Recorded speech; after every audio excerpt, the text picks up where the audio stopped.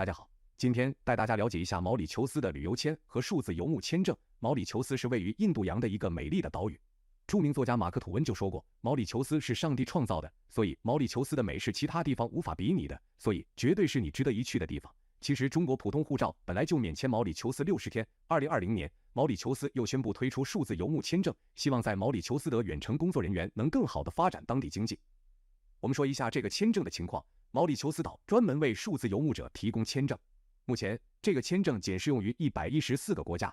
然而，该国的经济发展委员会建议先申请旅游签证，然后在毛里求斯居住期间申请数字游牧签证来延长旅行时间。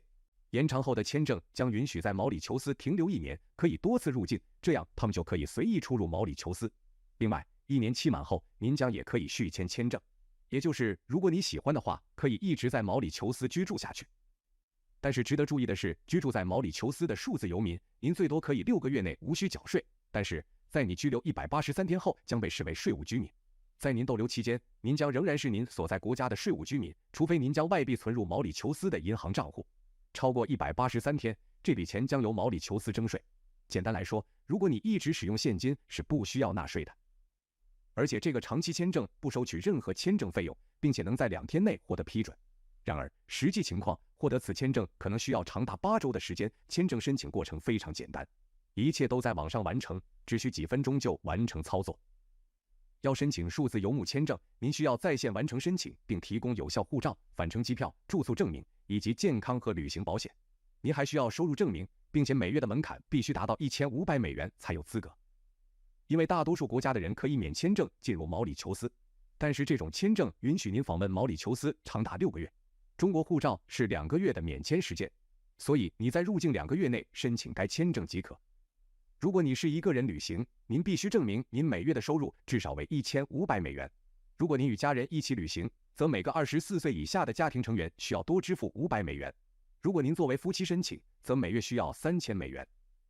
顺便说说长期签证如何在毛里求斯开设银行账户，您需要以下文件：有效护照原件及复印件和在本国居住证明的原件和复印件，以及来自原籍国的银行参考信息，表明该账户管理良好且没有任何异常情况。简历中包含您的专业状况。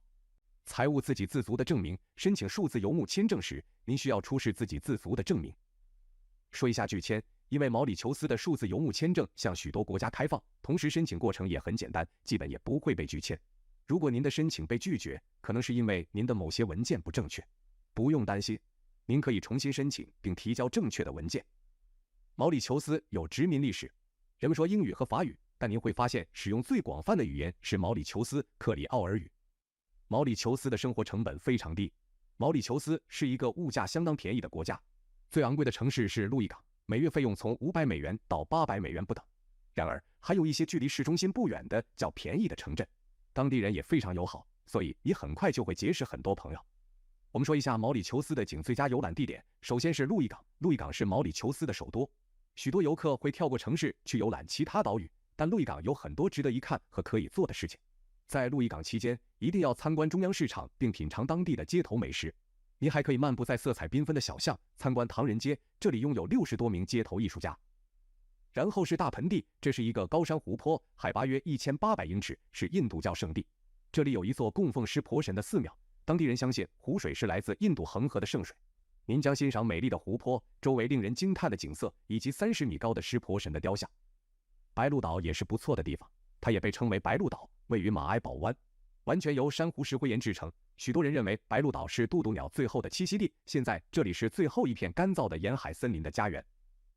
查马雷尔与七色土也是非常美丽的景观。查马雷尔瀑布是毛里求斯最高的瀑布，高100米。该瀑布位于黑峡谷国家公园内，在那里您还可以参观彩虹一样的土地，因为这里是由不同温度冷却的火山岩形成的红色、棕色和紫色多种颜色的沙丘。